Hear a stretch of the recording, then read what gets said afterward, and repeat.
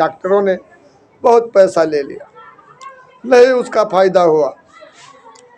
उसके परिजन लोग यहाँ पर स्थान पर आया करते थे, आज भी आते हैं।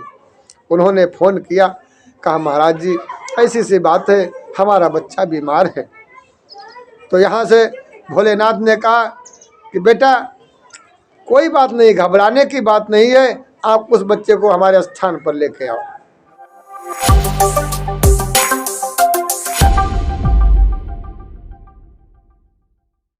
नमस्कार, जय हिंद। आइए फिर हम आज एक सच्ची घटना महामारी के ही सुनाते हैं। मैं दुर्गा प्रसाद पुजारी एंड दुर्वासा ऋषि उर्फ बाबा रतन दास। हमारे पिताजी का नाम रखा हुआ है श्री दुर्गा प्रसाद और हमारे गुरुजी का नाम रखा हुआ है बाबा रतन दास। भगवान शिव के द्वारा स्वयं नामकरण किया हुआ है दुर्वासा ऋषि का। तो दोस्तों, मैं बड़ा क्रोधी स्वभाव का हूँ। समस्त प्राणी डरते हैं हमारे क्रोध से और भय खाते हैं हमारे क्रोध से। आप नहीं जानते होंगे, लेकिन इंद्र भी डरता है हमारे प्रकोप से। ये हम देखते हैं, हमें अभिमान नहीं है, लेकिन आज भी हमें अपने परमपिता परमात्मा पे, अपने भगवान शिव पे गर्व है। उन पे अहंकार करता हूँ, अपने प्रभु पर मान करता हूँ कि हाँ वाकई में अगर कोई भक्त रो दे तो उस शक्ति हो, चाहे कोई देवता हो, चाहे कोई रोग हो। आइए रोग के ऊपर हम आपको एक कहानी सुनाते हैं। समय वो था कि हमारे इस स्थान का एक भक्त दिल्ली में काम कर रहा था, मैं परिवार समेत। वहाँ पर उसका बच्चा बीमार हो गया। बच्चा एक हफ्ते एडमिट रहा, उसका पेट फूल गया था। डॉक्टरों ने बहुत पैसा ले लिया, नहीं उसका फ़ायदा हुआ। उसके परिजन लोग यहाँ पर स्थान पर आया करते थे, आज भी आते हैं। उन्होंने फ़ोन किया, कहा महाराज जी ऐसी सी बात है, हमारा बच्चा बीमार है। तो यहाँ से भोलेनाथ ने कहा कि बेटा कोई बात नहीं, घबराने की बात नहीं है, आप उस बच्चे को हमारे स्थान पर लेके आओ। 24 घंटे के अंदर दिल्ली से उस बच्चे को एडमिट से निकाल करके हॉस्पिटल से और स्थान पर लेकर आए। दोस्तों, मैं कुछ नहीं करता हूँ, सिर्फ ड्यूटी दे रहा हूँ, आप सबका नौकर हूँ। मैं देखता हूँ जो सच्चाई कैसे बाजीगर करता है। यहाँ हमारे परमात्मा प्रभु बाजीगरी करते हैं, जहाँ लोगों के ध्यान में नहीं आते हैं, जन्म जन्म गुजर जाते हैं, योगियों को कभी दर्शन नहीं देते हैं, साधु संत अपने शरीर को खपा देते हैं, लेकिन उन्हें कभी दर्शन नहीं मिलते हैं। आज वो प्रभु कैसे अपने भक्तों की रक्षा करते हैं, ये बड़े गूढ़ रहस्य से हम आज पर्दा उठा रहे हैं। तो विस्मित ना होइए, हमारे पास ढेरों कहानियाँ हैं, सच्ची घटनाएं हैं जो स्वयं भगवान ने उनका कल्याण किया है। तो उस बच्चे को जब लेकर के आए तो महादेव ने उसे डरवा दिया, स्थान पे कहा इस स्थान पे लिटार दिया जाए। और महादेव ने एक औषधि बताई, कहा जाइए इस औषधि का लेप इसके पेट पर करिए।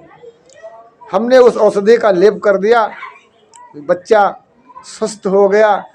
वो 3-4 दिनों का रोता रोता बच्चा इतना बेदम हो गया था बेचारा। वो बच्चा सोते सोते 3 बार पेशाब करता है और सुबह से लगा करके शाम तक सोता रहता है। आखिर में बच्चा जब उठता है तो कहता है मम्मी भूख लगी है। हाँ, हमारे आंसू निकल आते हैं। जय हो प्रभु। जहाँ डॉक्टर हार जाते हैं, बड़े बड़े डिग्री होल्डर हार गए, वहाँ पर आखिर एक चुटकी क्या है, ये कौन सा करिश्मा है, प्रभु की क्या लीला है। बच्चा वो बाल गोपाल खेलने लगता है। एक ही बार वो लेप लगाने से बच्चा ठीक हो गया। ऐसी घटनाएं आपको, अद्भुत चमत्कार, ना तो कोई मंत्र है ना तो कोई लौंग बबूत है। हम देखते हैं कैसे एक 4 दिन की बच्ची, महज 4 दिन की बच्ची इतना रोती थी कि हमने देखा कि वो बहुत परेशान पूरे मोहल्ले को कर दिया। जब वो फ़ोन करती, कहती महाराज जी बच्ची बहुत रो रही है, बड़ा रंग बदल रही है और बहुत परेशान है। तो हमने कहा भाई स्थान पे ले आओ, तो हम उसको महाराज जी के चरणों में डाल दें, भगवान से प्रार्थना करें। तो उसने कहा ठीक है। वो बच्ची लेकर के आई। रास्ते भर बच्ची रोती रही, रास्ते भर कई एक डॉक्टरों से भी दिखाया, लेकिन किसी ने कुछ नहीं बताया। अंत में जब हमारे मोहल्ले के अंदर आई वो बच्ची, जैसे ही वो हमारे मोहल्ले के अंदर गेट पर घुसी, वैसे ही उसका रोना बंद हो गया। दोपहर का समय था, मैं सो रहा था। उसने जगाया हमें, कहा महाराज जी हम आपके यहाँ स्थान पे आए। हमने कहा चलिए बच्चा। और कौन सी बच्ची रो रही थी जो आप फ़ोन से बोल रहे थे, बहुत परेशान करती थी, आप तो कह रहे थे रो रही थी, ये तो सो रही है। कहा महाराज जी रोती तो रास्ते भर आई है, लेकिन जैसे ही इस स्थान पर अंदर प्रवेश किया, बच्ची स्वतः रोना बंद कर दिया है। हमने कहा धन्य है प्रभु, तुम्हारी बहुत बड़ी माया है। हमने उस बच्चे को ज्यों ही कहा कि बच्ची अब रो नहीं रही है, हमारे सामने रो कर दिखाए तो हम भी जाने। इतना कहना हुआ कि बच्ची फिर से आटा चावल लेकर के बच्ची भयंकर अट्ठास करने लगी, और महज 50 मीटर की दूरी पर स्थान था। वहाँ हम जाते जाते परेशान हो गए, इतना भयंकर रोने लगी। स्थान पर जाकर के हमने बच्ची को डरा दिया, बच्ची फिर से चुप हो गई। हमने पूजन करवाया। पूजन करवाने के बाद जब हमने अपनी सभा के अंतर्गत उस बच्ची का देखा, तो बच्ची के पता चला कि इसके बाएं दाहिने अंग में इसके दर्द है।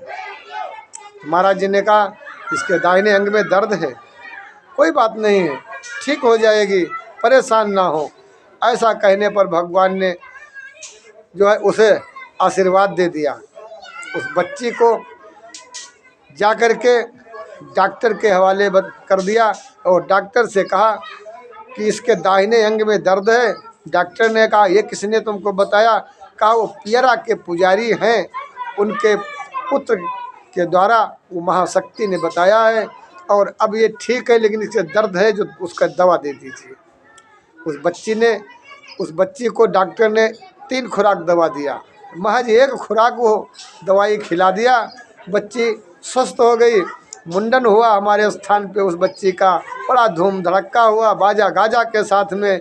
ये मैं देखता हूँ कौन करता है, ये भगवान शिव की लीला है, उनकी लीलाएं अनेक हैं। इन लीलाओं को हम अपने YouTube के माध्यम से भक्ति का संचार, सनातन धर्म का जो है एक झंडा पूरे विश्व के अंदर हम लहरा रहे हैं। क्यों? क्योंकि हम सच्चाई लोगों को बता रहे हैं, जहाँ लोग ढूंढे नहीं पाते हैं। भाई आप अपराधी हैं, आप बलात्कारी हैं, आपने व्यभिचार किया है, कुकर्म किया है। सिंपल सा सवाल है, आपसे मैं पूछना चाहूँगा, यदि आपने कोई गंदे हाथ हैं आपके, तो कोई आपके गंदे हाथ हैं, अगर कोई भोजन मांग रहा है तो क्या आप उसे उस गंदे हाथों से भोजन देंगे? यदि आप दे देंगे तो क्या वो खा लेगा? सेम टू यही कहानी यहाँ पर भी है। यानी कि मोह कपट छल छिद्र निभावा, जहाँ भगवान मोह कपट छल छिद्र से कोसों दूर भागते हैं, वहीं अगर ये चारों जिसके अंदर हैं उसे कैसे दर्शन दे सकते हैं? यही हुआ। यही कहानी दर्शाती है कि भगवान कहीं जाते नहीं और ना कहीं से आते हैं, जहाँ बुलाओगे वहीं से हरि उत्पन्न हो जाते हैं। ये शंकर जगत बंधु जगदीशा, सुर नर मुनि सब नावई सीसा, सिया राम मैं सब जग जानी, करो प्रणाम जोर जुपानी। आप भी उस परमात्मा का स्वरूप हो, आप भी उस भगवान भोलेनाथ का रूप हो, लेकिन आपने अपने अस्तित्व को भूल गए। आप कहते हो कि मैं महान हूँ, वो कहते हैं मैं महान हूँ, आप सभी महान हो। हम सबके पुजारी हैं, हम सबके पुजारी हैं। हम छोटे से पुजारी आप सबको दंडवत करते हैं और अपनी कहानी को आगे बढ़ाते हैं, और YouTube के माध्यम से ये धर्म का प्रचार करते हैं। अद्भुत कहानियाँ, सच्ची घटनाओं पर आधारित हम प्रतिदिन आपको ये कहानी सुनाएंगे। हमारे साथ जुड़े रहिए, भक्ति बढ़ेगी। जो भी इस कहानी को सुनेगा उसके अंदर भगवान शिव अपना स्थान जरूर ग्रहण करेंगे, क्योंकि शिव तरंगों में चलते हैं, शिव ऐसे अमोघ हैं, शिव ऐसे सूक्ष्म हैं, शिव ऐसे विराट हैं कि जो कोई देख नहीं सकता, और शिव ऐसे सूक्ष्म है जो कोई देख नहीं सकता। शिव ऐसे तरंगों में है जो कोई पकड़ नहीं सकता। शिव ऐसे शिव जी हमारे ऐसे हैं जो जहाँ कहो वहीं पर एक लोटा जल पत्थर पे चढ़ाओ, भगवान शिव को प्राप्त हो जाता है। हमारे शिव ऐसे हैं जहाँ कहीं भी कोई भी गोल लंबा पत्थर हो, उसी पर आप बिलपत्र चढ़ा दें, उसी पर अच्छा चावल चढ़ा दें, हमारे शिव प्रसन्न हो जाते हैं। लेकिन पत्थर कैसा होना चाहिए, ये हमारे देखते रहिए, हम आपको बताएंगे अगले एपिसोड में कि पत्थर भगवान शिव को पूजने के लिए कौन सा पत्थर होना चाहिए, कौन सा पत्थर नहीं होना चाहिए, कैसा होना चाहिए, कैसा उसका रंग होना चाहिए, कैसा उसका आकार होना चाहिए, सब हम आपको अगले एपिसोड में बताएंगे कि भगवान भोलेनाथ की पूजा कैसे करना चाहिए और कैसे हमारे प्रभु खुश होते हैं। तब तक के लिए हम आपको और आपके सभी परिवार के सभी सदस्यों को, हमारी भारत भूमि को, हमारे देशवासियों को और समस्त जीवों को शुभकामनाएं, आशीष। आप हमें देख रहे हैं जय आदिशक्ति माँ भगवती स्थान, गोला गोकर्णनाथ, जनपद लखीमपुर खीरी, उत्तर प्रदेश, भारतवर्ष। जय हिंद, जय श्री राम, ओम नमः शिवाय।